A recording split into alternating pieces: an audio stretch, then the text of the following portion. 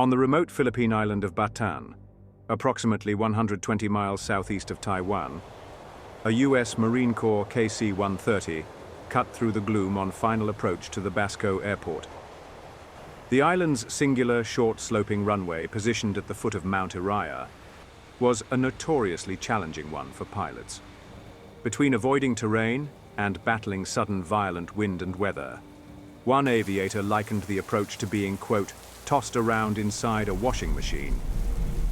There to greet the aircraft was Lieutenant Ryan Blacksmith of the Marines' 3rd Littoral Combat Team.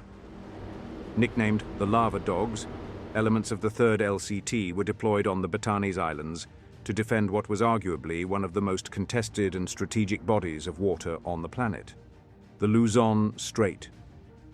Situated between the Philippines and Taiwan, the strait was a critical artery for global commercial shipping, and more importantly, a key choke point in the event of an invasion of Taiwan by China.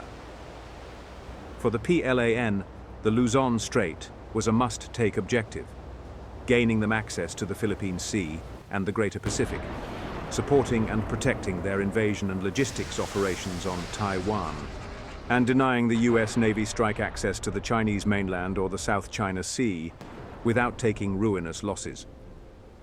For the US Marines, along with supporting elements of the Philippine Marine Corps 4th Brigade, their objective was to be, as the 3rd LCT's commanding officer put it, an unsinkable, unavoidable threat, placed smack in the middle of the Chinese Navy's invasion plans. To that end, the Marines were deployed to provide intelligence, surveillance and reconnaissance, forward fueling and rearming to unmanned combat aerial vehicles, and, most crucially, to conduct coordinated anti-ship missile attacks, if war broke out. Aboard the KC-130 was precious cargo, additional anti-ship missiles, and a remotely operated launcher vehicle. For Lieutenant Blacksmith of the 3rd LCT's medium-range missile battery, the added stock was encouraging, giving his unit the ability to nimbly reach out and attack any vessel from the tip of southern Taiwan to the northern Luzon coast. But the sudden surge of arriving cargo, the last of 6 such flights, less than 48 hours after the convoy disaster off Kaohsiung, was deeply troubling for Blacksmith. With little incoming news, it was difficult to know how bad things truly were in the region. But the tone, intensity, and actions of his superiors told him enough. The US wasn't yet in a shooting war, but things were most definitely in motion. In his journal, he quoted author J.R.R. Tolkien, writing, "It feels like this is the deep breath before the plunge."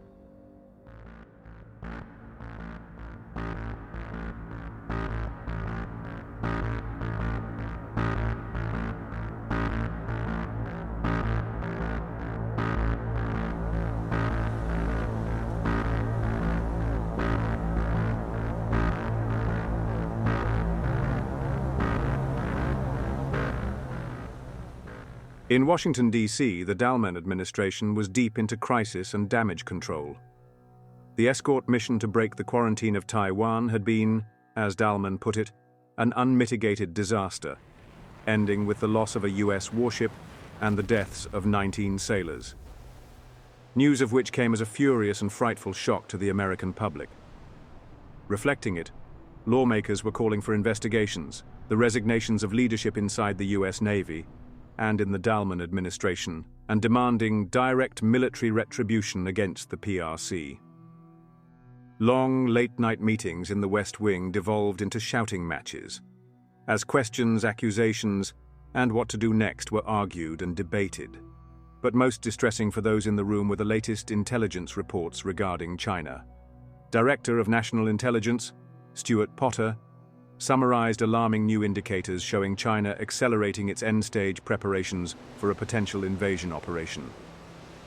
From Fuzhou to Shantou, over 500,000 troops were gathering in what were known to be planned amphibious staging areas, most notably the PLA's 6 amphibious combined arms brigades that would act as the initial spearhead of the operation.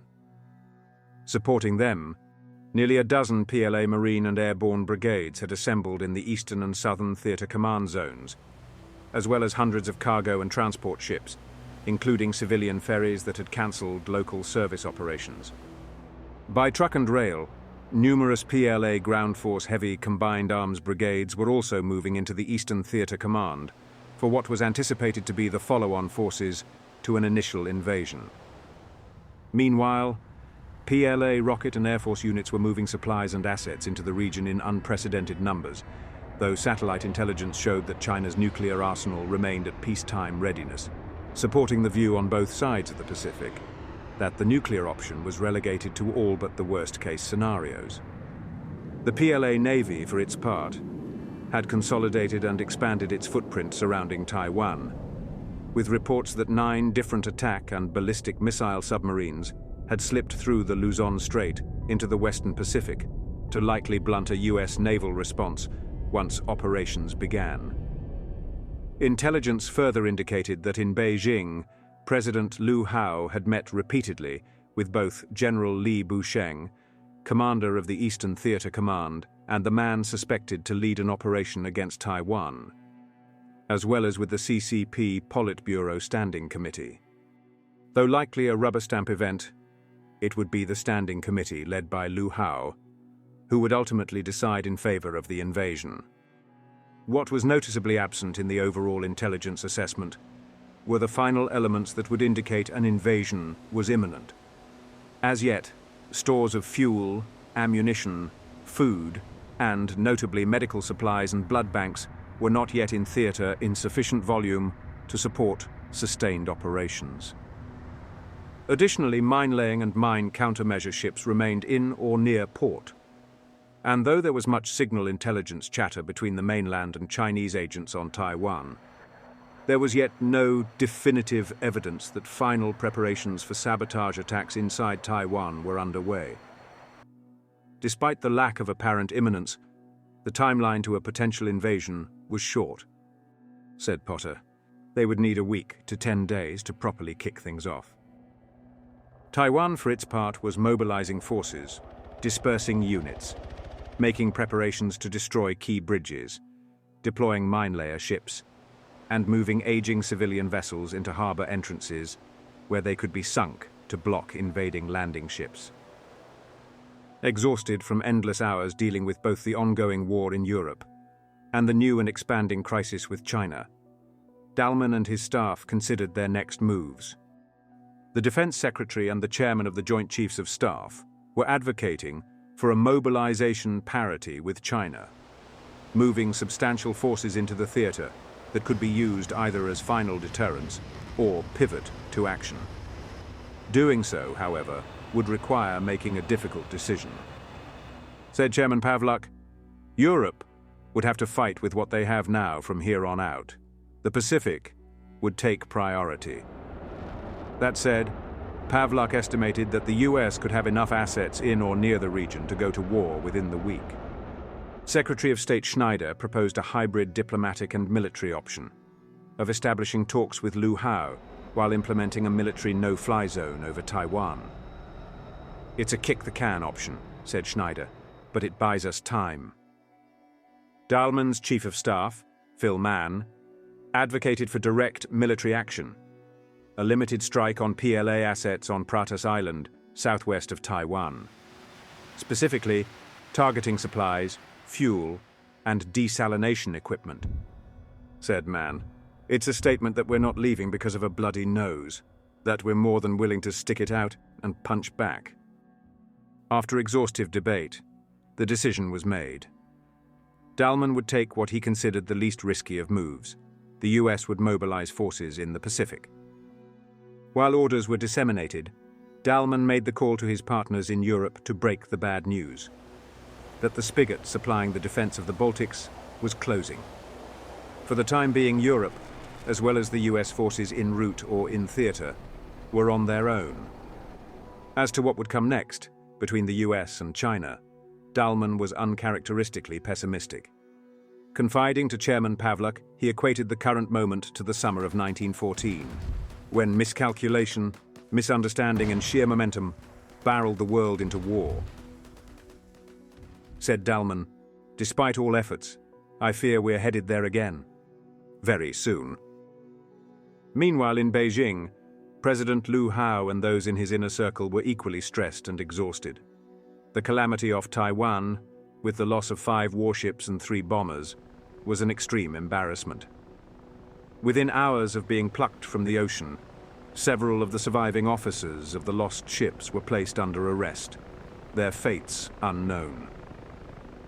As to the Americans' reaction to the exchange, the messaging from Washington was confused and conflicting as the Dalman administration and the US media stumbled over one another. There were press reports that the US was looking to negotiate a no-fly zone over Taiwan, a trial balloon that Liu Hao found laughably desperate. But the most alarming news was a moment captured on a hot mic from a high-ranking Pentagon official, stating that the US was prepared to go to war, quote, within the week. The comment could not be dismissed, as satellite and signals intelligence indicated that US forces were on the move. In Hawaii, the Honolulu International Airport was temporarily closed to civilian traffic to accommodate the volume of military cargo, tanker and ISR aircraft arriving from the mainland, before scattering out to the Philippines, Australia, Japan and Guam. Reports indicated that multiple attack submarines had sorted out of Bremerton and San Diego, including 2 that had originally been scheduled for refits.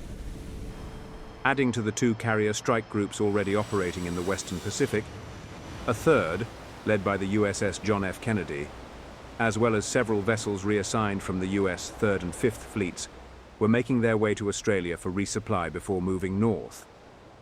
While on Guam, the 31st Marine Expeditionary Unit had begun shifting its forces closer to the Taiwanese theater at Sasebo, Japan.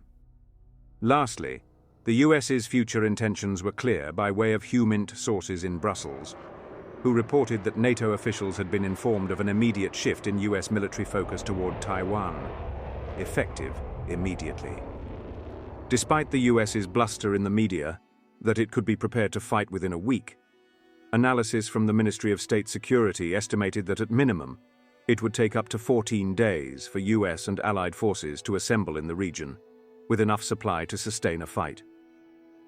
For President Liu Hao, the choice seemed clear. The time to act against Taiwan had finally come. The president summoned General Li Busheng for a face-to-face meeting. The general, as he told a confidant, had fully expected to be fired or arrested after the naval debacle off Taiwan. Instead, President Liu told him sharply, "I agreed to your quarantine approach, and that was a mistake. Now we go with mine." Though the general had lost some of his luster, the president remained pragmatic, deeming it too risky to switch horses in the final turn. General Li, the architect of the invasion plan, would keep his position and command the operation. The only question remaining was when to strike. General Li advocated for another 8 days to fully assemble the remaining supplies needed.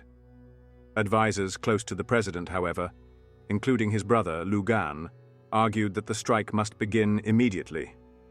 "Every moment we wait," he said, "hurts our position." His point being that if portions of Taiwan could be seized quickly, allowing missile defense to be established on the island's eastern coast, the US Navy would be forced to operate outside of the first island chain. Human and AI wargaming projected that if that were the case, China, with near certainty, would win the conflict. But surprisingly, it would be the Russians who would tip the balance in influencing Liu Hao's timeline. With their advances into the Baltics grinding to a temporary halt under withering NATO air power, Russian President Dmitry Kozak was looking for relief and growing deeply concerned that Beijing might be getting cold feet toward advancing to the next stage of their joint plan. Said Kozak, "Let's give Liu Hao the nudge he needs." That same day, President Liu received an urgent intelligence report stating that the Russian Navy had identified and was tracking 3 US-guided missile submarines armed with a combined 462 maritime strike Tomahawks. That would be within effective range of the invasion fleet in the next 24 hours. The report's credibility was roundly dismissed. The PLAN had high confidence that only 1 US-guided missile submarine was in the Western Pacific with the others believed to be in the Arctic and near US waters to counter the Russian threat. General Lee called Kozak's insertion into the day's events supremely convenient. Yet for President Liu Hao, the report, false or otherwise, starkly supported the argument that the window for action was rapidly closing for a myriad of reasons, both expected and unforeseen. Later that day, before the CCP Politburo Standing Committee, the president presented his case that the time to reunify the renegade island was now. The vote in favor was unanimous. Minutes later, the order went out to General Lee. Commence offensive operations immediately. Coming up in episode 19, the attack on Taiwan begins. If you enjoy this series, please send me a YouTube thanks, or join the Flat Circle History Patreon site, where you'll get behind-the-scenes access, commercial-free episodes, and tons of member-only content. Plus, it will help out John, the guy who makes this series possible. You can also now purchase Flat Circle History merchandise at John's website at forsberg.com. Lastly, a shout-out to my subject matter experts for this episode, including Michael Hilliard of the Red Line podcast, Darth Rust, Fix Edit, and a few others who shall remain anonymous. And as always, please like, subscribe, and share this video. And thanks for watching.